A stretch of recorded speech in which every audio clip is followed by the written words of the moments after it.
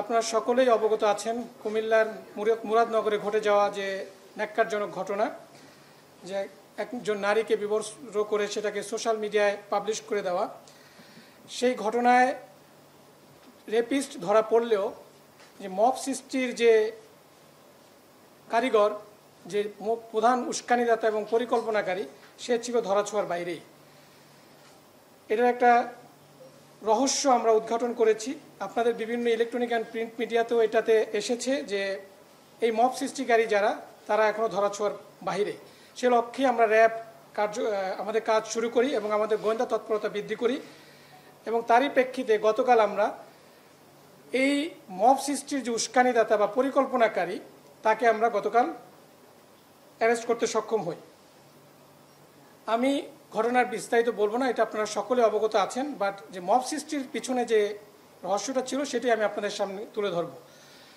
এখানে ঘটনাটা ঘটেছিল দুই ভাইয়ের মধ্যে, শাহপরান এবং ফজর আলী। ফজর আলী যে অলরেডি যে অ্যারেস্টেড, যিনি ধর্ষক হিসাবে পরিচিত হয়েছে এবং যা তার নামে অলরেডি মামলাও হয়েছে, ওখানে ভিকটিম মামলা করেছেন। সে ধরা পড়লেও দেখা গেল যে মবটা যারা করেছে, যারা এই সোশ্যাল মিডিয়াতে এই ভিডিওটাকে ভাইরাল করেছে, তাদের কয়েকজন ধরা পড়লো। এটার যে উস্কানিদাতা, তিনি ধরা পড়েননি। তো সেটা নিয়ে আমরা কাজ করি এবং সেখানে আমরা দেখতে পাই যে শাহপরান এবং ফজর আলী, আমাদের যে আসামি আজকের অ্যারেস্টেড, তার নাম শাহপরান, এবং যে ধর্ষক ছিল সে ফজর আলী, এরা দুই ভাই ছিল। এই দুই ভাই এই ভিকটিমকে বিভিন্ন সময় দীর্ঘদিন যাবৎ উত্ত্যক্ত করে আসছিল। সো উত্ত্যক্তর প্রেক্ষিতে এই দুই ভাইয়ের মধ্যে এটা দ্বন্দ্বেরও সৃষ্টি হয়। সে প্রেক্ষিতে বিগত 2 মাস পূর্বে তাদের মধ্যে একটা পারিবারিক বা গ্রাম্য পর্যায়ে একটা সালিশ হয়। সেই সালিশে এই ফজর আলী ছিল বড় ভাই এবং শাহপরান ছোট ভাই। এই দুজনের মধ্যে সালিশে শাহজালাল কর্তৃক শাহপরানকে হেনস্থা করা হয় এবং মারধরও করা হয়। সে প্রেক্ষিতেই শাহপরান তার এই বড় ভাইয়ের প্রতি একটা প্রতিশোধ নেওয়ার চিন্তাভাবনা করে। এই ঘটনা যেদিন ঘটে তার 15 দিন পূর্বে ভিকটিম তার স্বামীর বাড়ি থেকে তার বাপের বাড়িতে আসে এবং এই ফজর আলী, যে কিনা ধর্ষক হিসাবে অ্যারেস্টেড, সে এই ভিকটিমের মাকে সুদের বিনিময়ে 50,000 টাকা ধার দেয়। সো সেই ধারের টাকা আদায় করার জন্যই মাঝে মাঝে তাদের বাসায় যেত। ঘটনার দিনও তেমনি এই টাকা আদায়ের সূত্র ধরেই তিনি ওই বাসায় গিয়েছিলেন রাতের বেলা, এবং এইটা শাহপরান জানতো যে ওই দিন সে যাবে। সে প্রেক্ষিতে শাহপরান তার লোকজন সেট করে দেয় যে এরকম এই টাইমে যাবে, তোমরা যদি তাকে ধরতে চাও ধরতে পারো। এবং সে তার সেই প্ল্যান অনুযায়ী, পরিকল্পনা অনুযায়ী ওই দিন রাতে যখন ফজর আলী তার ওই ঘরের ভিতরে ভিকটিমের ঘরে প্রবেশ করে, তার কিছুক্ষণ পরেই এই শাহপরানের লোকজন ভিকটিমের ঘরে প্রবেশ করে এবং তাকে বিবস্ত্র করে ভিডিও ধারণ করে সেটা পরবর্তীতে সোশ্যাল মিডিয়ায় ছড়িয়ে দেয়। পরবর্তীতে আমরা এটা জানতে পারি। জানার পরে আমাদের একটা চৌকস অভিযানিক দল গতকাল এই শাহপরানের যে রহস্যটা সেটা আমরা জানার পর তাকে আমরা গতকাল কুমিল্লা থেকেই অ্যারেস্ট করা হয়। এই ছিল মূলত যে মব সৃষ্টি এবং সোশ্যাল মিডিয়ায় ভিডিওটাকে ভাইরাল করার পিছনের নেপথ্য কাহিনী। মূলত দুই ভাইয়ের দ্বন্দ্বকে কেন্দ্র করেই এই ঘটনাটা ঘটানো হয়েছে এবং এই মহিলাকে এই দুই ভাই দীর্ঘদিন যাবৎ উত্ত্যক্ত করে আসছিল। সেটাই ছিল মূলত ঘটনা। এটার এই লক্ষ্য আপনারা অলরেডি জানেন যে ধর্ষক সহকারে 4 জন উত্ত্যক্তকারী, 4 জন মবের সদস্য এবং যে প্রধান পরিকল্পনাকারী, গতকাল আমরা তাকে অ্যারেস্ট করেছি। সো আপনাদের যদি কোনো কোশ্চেন থাকে আপনারা করতে পারেন। আমি বলেছি শুরুতেই যে দুই ভাইয়ের মধ্যে দ্বন্দ্বটা মূলত দুইজনেই এই মহিলাকে উত্ত্যক্ত করত।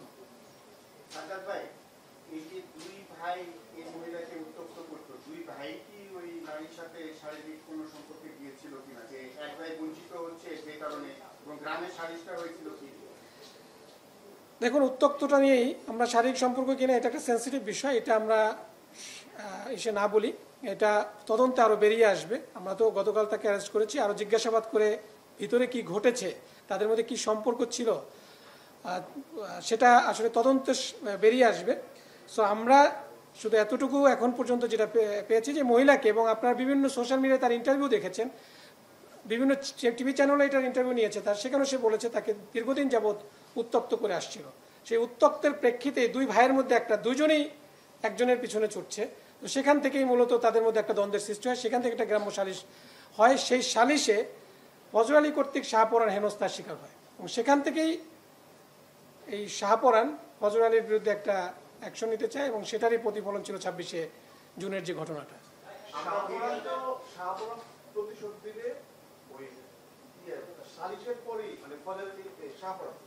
সালিশের পরেই সেটা ডিসিশন দিয়েছে, তার প্ল্যানিংটা কি ছিল, কিভাবে করবে, এবং এই যে মব সৃষ্টি, ভিডিও করা, ভাইরাল করা, সবকিছু প্ল্যানিংটা কিভাবে? দেখুন, ওই যে 50,000 টাকা ধার দিয়েছে ভিকটিমের মাকে, সেই ধারের টাকা নেওয়ার জন্য মাঝে মাঝেই, এটা হচ্ছে সুদের বিনিময়ে দেয়া, মাঝে মাঝে সুদের বিনিময়ে যে সাপ্তাহিক বা মাসিক হিসাবে কিছু টাকা দিবে, সেই টাকা আদায় করার জন্যই মাঝে মাঝে এই ফজর আলী তার বাসায় যেত। এটা শাহপরান জানতো। সেই পরিকল্পনা অনুযায়ী 26শে জুন যখন সে জানতে পেরেছে যে ফজর আলী আজকে যেতে পারে সেই বাসায়, সেই অনুযায়ী সে মবটা প্ল্যান করে, একটা গ্রুপ অফ পিপলকে সে বলে, এবং এটা নিয়ে সে একটা মেসেজও দেয়। সেই মেসেজটাও আমাদের কাছে আছে ইমোর মাধ্যমে, যে একজনকে এখানে আরেকজন, আমরা ইসের স্বার্থে বলছি না, সে এখন অ্যারেস্টেড হয় না, আমরা তার বিরুদ্ধে কাজ করছি, নামটা বলছি না, তাকে একটা মেসেজ দিয়েছে, সেই মেসেজের স্ক্রিনশটও আমাদের কাছে আছে।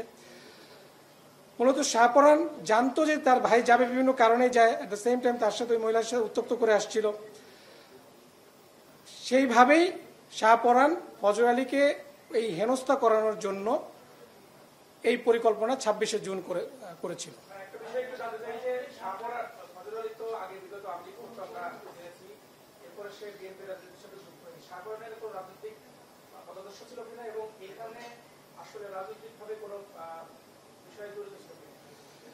দেখুন, অপরাধ তো অপরাধী, সে রাজনৈতিক আর নর্মাল কোন কি কাজ করে সেটা নিয়ে আমরা এখানে রাজনৈতিক প্রেক্ষাপটটা নিয়ে, হ্যাঁ শাহপরানের বিষয়টা যেটা বলেছেন এটা আমরাও শুনেছি।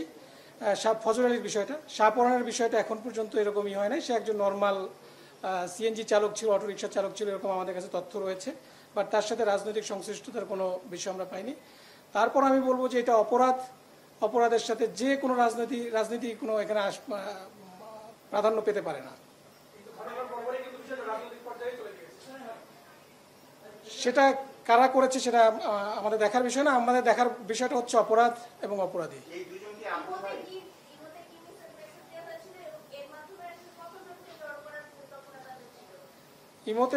ইমোতে যে মেসেজটা দিয়েছিল সেটা হচ্ছে যে ওই দিন যাবে, এটা শাহপরান একজনকে জানিয়েছে যে আজকে যাবে, তোমরা কি তাকে এরকম করতে চাও কিনা, তাকে আপন ভাই। আচ্ছা, আমরা ভিডিওতে দেখেছি, একটা ভিডিও যেটা ভাইরাল হয়েছে ওটা দেখেছি, আপনি ধর্ষণের কথা বলছিলেন, শুধু কি ভিডিও নাকি ধর্ষণের বিষয়টি নিশ্চিত? এটা তদন্তে বেরিয়ে আসবে। অ্যাকচুয়ালি এটা তো আমি তো এক্সপার্ট না, আপনিও যে ভিডিওটা দেখেছেন সেই ভিডিওটা আমিও দেখেছি। ফজর আলীর সাথে আমার কথা হয় না, ফজর আলী অলরেডি অ্যারেস্টেড। সো এইটার বিষয়ে অ্যাকচুয়ালি যে ধর্ষণ ছিল না কি পরিকল্পিত ছিল, এটার বিষয়ে আসলে I am not the perfect man to answer. এখানে ফজর আলী তার ঘরে প্রবেশ করেছে, এটাও সত্য, যেটা আমরা শুনেছি বিভিন্ন ইলেকট্রনিক প্রিন্ট মিডিয়ার মাধ্যমে, এবং ফজর আলী আগে গিয়েছে বলেই মব পরবর্তীতে ঢুকতে পেরেছে।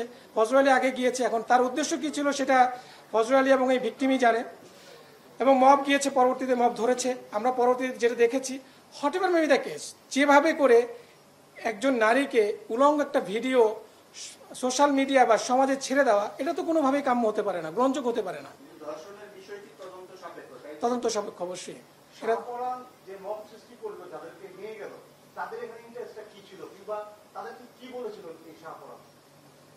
ইয়াং জেনারেশনকে তো আপনার করতে লাগে না। শাহপরানের একটা উদ্দেশ্য ছিল, এটা শাহপরানের কিছু লোকজন ছিল এবং দীর্ঘদিন যাবৎ উত্তপ্ত করছিল। শাহপরান পারিবারিকভাবেও তার ভাই বোনদের সাথে তার সম্পর্ক ভালো ছিল না, তার বাবা মার সাথেও তার সম্পর্ক ভালো না। শাহপরানের অর্থনৈতিক অবস্থা একটু দুর্বল, এটা সে নিজেই বলেছে প্রাথমিক জিজ্ঞাসাবাদে। সেই হিসাবে তার পরিবার থেকেও শাহপরান ফজর আলী থেকে একটু ডিস্টেন্স হয়ে গিয়েছিল। সে সব মিলিয়েই এই ফজর আলীকে একটু শায়েস্তা করার উদ্দেশ্যে মূলত এই পরিকল্পনাটা করে। অ্যাট দ্য সেম টাইম দুজনই এই মহিলাকে উত্ত্যক্ত করতো, যেটা বলছি যে দুইজনেরই এখানে দুই ভাই উত্ত্যক্ত করছিল। তো এখানে বড় ভাই ছোট ভাই, এবং এই ঘটনাকে কেন্দ্র করে তাদের মধ্যে সালিশও হয়েছিল। সেখানে ফজর আলী কর্তৃক শাহপরানের হেনস্থারও শিকার হয়েছে। সেটা থেকেই এই প্রতিশোধটা নেওয়ার জন্যই, ফজর আলীকে সাহায্য করার জন্যই মূলত এই ঘটনাটা সে সাজিয়েছিল। অন্যরা কেন গেল? শুধু এর সাথে ফজর আলী ঝামেলা ছিল, অন্য যাদেরকে সে নিয়ে গেল এগুলো টাকা পয়সা দিচ্ছে নাকি এরা কেন গেছে? এইটা তদন্তে বেরিয়ে আসবে, তদন্ত হোক। অলরেডি 4 জন অ্যারেস্টেড নিয়ে, এটা নিয়ে অলরেডি আপনারা জানেন যে গতকাল আদালত উঠানো হয়েছিল তানদিনের। এটা তো আমরা তদন্ত করছি না, আমরা আসামি যারা, আমরা শাহপরানকে পেয়েছি, শাহপরানের কাছ থেকে যে তথ্যগুলো পেয়েছি সেটাই আমরা বলছি। বাট পরবর্তী যে জিনিসগুলো কেন, এটা ডিটেল আরো ইনভেস্টিগেশন করে বেরিয়ে আসবে। সোফার এটা নিয়ে 5 জন 6 জন, আজকে এটা নিয়ে 6 জন। আই থিঙ্ক মোটামুটি শেষ।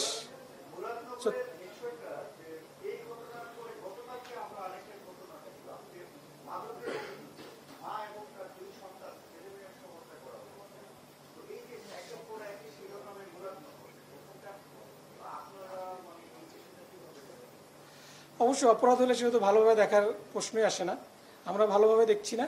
এটা নিয়ে আমরাও কাজ করছি, অন্যান্য আইনশৃঙ্খলা বাহিনীও কাজ করছে। আপনারা জানেন যে গতকালের ঘটনাটা সম্পর্কে আপনারাও যা জানেন আমিও ততটুকুই জানি, বাট তারপরে এটা নিয়ে ইনভেস্টিগেশন চলমান আছে, আমাদের কার্যক্রম চলমান আছে। এখানে একটা বিশাল মব যেভাবে করে পুরা এলাকাবাসী দেখে মনে হচ্ছে যে খুবই ক্ষিপ্তই ছিল, আর ক্ষিপ্ত না থাকলে পুরো এলাকাবাসী গিয়ে এভাবে করে নির্মমভাবে 3 জনকে মারতে পারে না।